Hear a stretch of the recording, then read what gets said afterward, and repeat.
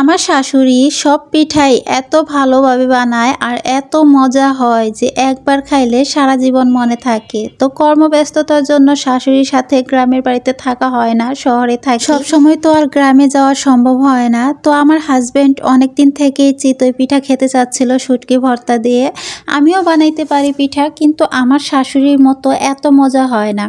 তো আজকে চেষ্টা করলাম হাজবেন্ডকে শাশুড়ির মতো করে পিঠা বানিয়ে খাওয়াতে। পিঠাটা যেহেতু দুধে ভিজানো হবে না, তাই আমার বানাইতেও অত বেশি কষ্ট হয় নাই। তো প্রথমে আমি চাল ভিজিয়ে রাখছিলাম, আতপ চাল আর সিদ্ধ চাল একসাথে করে ভিজিয়ে রাখছিলাম অনেকটা সময়।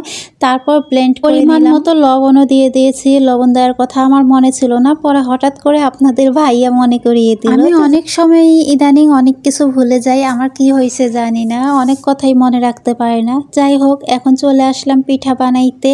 পিঠাগুলো মোটামুটি ভালোই হচ্ছিল। তো আমি যেহেতু কড়াইতে বানাচ্ছি, তাই পিঠাটা একদম পারফেক্ট হচ্ছিল না। যেটুকু হয়েছে আলহামদুলিল্লাহ, হাজবেন্ড খেয়ে প্রশংসাই করছে, কিন্তু পিঠাগুলো অত বেশি ফুলতেছিল না। এই কড়াইতে তো কখনো পিঠা বানানো হয় না। শাশুড়ির হাতের পিঠা এত মজা, সত্যি অনেক মিস করি। বিশেষ করে শীতকাল আসলে আমার শাশুড়ি অনেক পিঠা বানায়। মাসের প্রায় 15-16 দিন তিনি পিঠা বানায়। শাশুড়ি মা সবসময়ই মানুষকে খাওয়াতে পছন্দ করে, সেটা পিঠা কেন অন্য কিছু।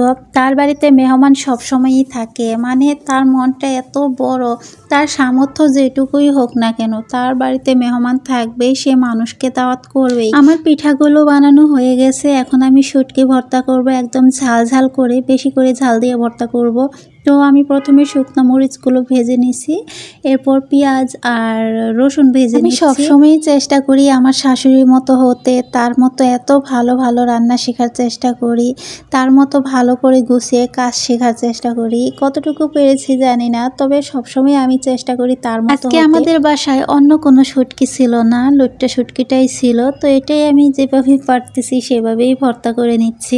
আমার শাশুড়ির হাতে শুটকি ভর্তার কথা মনে পড়ে যায়। আসলে যখনই আমি যা কিছুই রান্না করি না কেন, আমার শাশুড়ির কথাই আগে মনে পড়ে, কারণ সব রান্না তো আমি তার কাছেই শিখেছি। আমার যখন বিয়ে হয়েছে, আমি কিন্তু কোনো রান্না পারতাম না। মাত্র 13 বছর বয়সে বিয়ে হয়েছে আমার। বাবার বাড়িতে যেহেতু কোনো কাজ করা হয়নি, তার জন্য কোনো কাজ শেখাও হয়নি। তো যাই হোক, পিঠা বানানো খাওয়া শেষ। এখানে আপনাদের ভাইয়া আমার বাবুর জন্য লোশন নিয়ে আসছে আর আমার জন্য একটা মেরিল নিয়ে আসছে। তো লোশনের সাথে একটা টুথপেস্ট ফ্রি দিছে।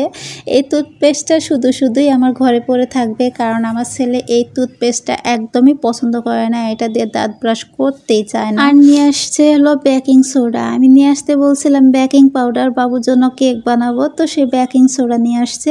কোনো ব্যাপার না, সে চেঞ্জ করে এনে দেবে বলেছে। আর আমার জন্য আইসক্রিম নিয়ে আসছে। আসলে আমি যখনই আইসক্রিম খেতে চাই, সে সবসময় এনে দেয়।